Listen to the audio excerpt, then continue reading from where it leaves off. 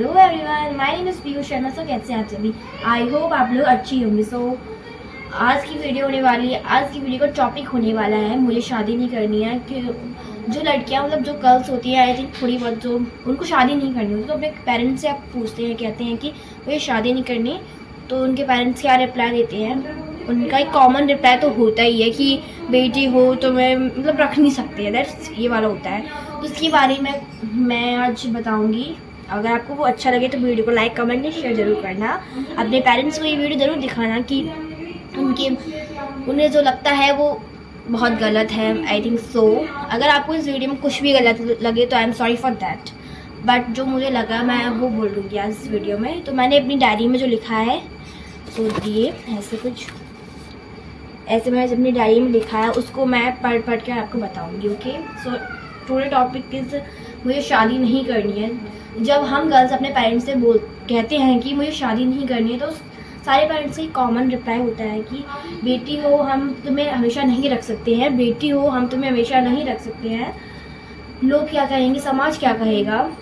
और आज तक किसी ने रखा है बेटियों को तो हमें शादी करके दूसरे घर जाना ही होगा। दूसरे घर हम तो बचपन से यही रहते हैं, तो दूसरा घर भी है, चलो वो ठीक ही है। और जब हम पूछते हैं कि ऐसा क्यों ज़रूरी, तो ऐसा ही तो कहते हैं कि ऐसा ही चलता आ रहा है, ऐसा ही चलता आ रहा है और ऐसा ही चलेगा, ऐसा ही चलता आ रहा है, ऐसा ही चलेगा। जो पेरेंट्स ऐसा रिप्लाई देते हैं तो उनके लिए मेरा एक सवाल है कि जैसा चलता आ रहा है वैसे चलना ज़रूरी है क्या? कि जैसा चलता आ रहा है वैसे चलना ज़रूरी है क्या? क्या प्राचीन काल से चलता आ रहा था सती प्रथा 1819 में आकर रुका ना? पहले तो बेटियां जन्म लेती ही मार दी जाती थी, पहले तो बेटियां जन्म लेती ही मार दी जाती थी, तो फिर मैं कैसे बचूं? पहले तो बेटियों को पढ़ाया नहीं जाता था, तो फिर मुझे क्यों पढ़ाया? मेरा तो बाल विवाह भी नहीं हुआ, पहले तो करवा दिया जाता था ना। आप ना पहले वाला जीवन जियो, बिना मशीन बिना आधुनिक साधनों के, पहले तो वैसे ही जिया जाता था, तो अभी भी ऐसे ही जीना चाहिए ना। जो चलता आ रहा है वही चलना चाहिए ना। पर ऐसा तो नहीं हुआ। कहीं मोड़ पे बैठ कर किसी चौराहे पर एक सेकेंड, एक्चुअली मैं बोलने में थोड़ा वो हो रही हूँ। किसी मोड़ पर कहीं बैठ कर तसल्ली से सोचा होगा ना, ज़रूरी नहीं है और कोई तरीका होता भी होगा, फिर उसने किसी परिस्थिति में वो भी किया होगा जो उस वक्त पे जो चलता आ रहा है ठीक उसके विपरीत होगा। और ना जाने कितनी विपरीत चीज़ों को हम आज चलाते आ रहे हैं, और जाने कितनी चीज़ों को हम आज चलाते आ रहे हैं और कहते हैं कि जैसा चलता आ रहा है वैसे चलना चाहिए। वाह, खैर वक्त लगा उस वक्त को बदलने में,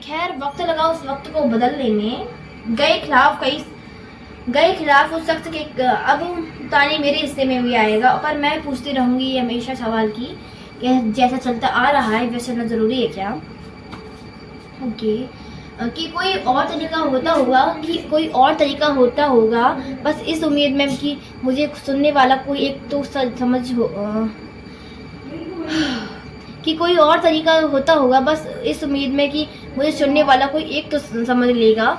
मैं खुद बोझ नहीं बनना चाहती, मुझे आता है कमाना। कि मैं खुद बोझ नहीं बनना चाहती, मुझे आता है कमाना। मेरा आत्मविश्वास मेरा गुरु बन चुका है। मुझे खुद की नज़रों में भी ना झुकाना।